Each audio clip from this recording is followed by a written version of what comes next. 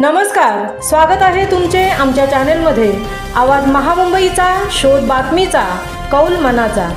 चला तर मग आमचे चॅनेल शेअर करा, लाईक करा आणि सबस्क्राइब करा। धन्यवाद। म्हसाळ नगरपंचायतीने स्मशानभूमीत बसवलेली गॅस शवदाहिनी तब्बल 3.25 वर्ष सडते। नगरपंचायतीने अद्याप शवदाहिनी सुरूच केली नाही, तरीसुद्धा हिंदूंसाठी संपविले 92 लक्ष। म्हसाळ शहरातील हिंदू स्मशानभूमी ही सावर नदीच्या काठावर आहे। येथे मृतदेह चितेवर जाळण्याची परंपरा आहे।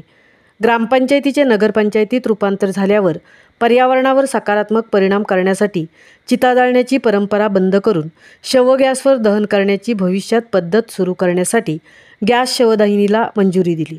शवदाहिनी तब्बल 3 वर्षापूर्वी अर्धवटरित्या ठेकेदाराने बसवून हिंदू नागरिकांच्यासाठी आलेले ₹91,71,694 एवढा विकास निधी सडत असल्याचे आजचे चित्र आहे।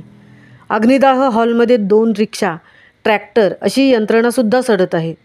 प्रशासक तथा CEO यांनी या गाड्यांचे सुद्धा RTOकडे रजिस्ट्रेशन न करता शासनाची फसवणूक केली आहे।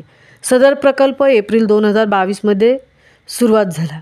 एप्रिल 2023मध्ये प्रकल्प पूर्ण झाला अशी खोटी नोंद केली। त्याकाळी मनोज उकिरडे हे मुख्य कार्यकारी अधिकारी होते। प्रकल्पाला जिल्हा नियोजन समितीने प्रशासकीय मान्यता, प्रकल्पाचे तांत्रिक परीक्षण, शासकीय तंत्रनिकेतन रत्नागिरी यांचे तांत्रिक मान्यता देणारे जीवन प्राधिकरण, भूमिपूजनाचा बोर्ड, शवदाहिनीचे अनेक पार्ट न जोडता भंगारात ठेवलेले दिसत आहेत।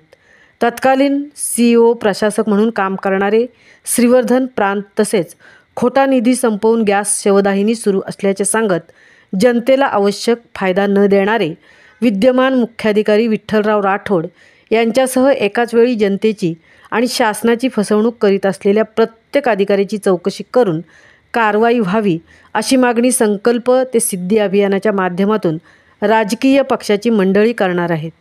स्थानिक मनसेने नगरपंचायतीच्या कचरा व्यवस्थापन आणि अन्य भ्रष्टाचारी कारभाराचा संबंधितांकडे पत्रव्यवहार केला आहे।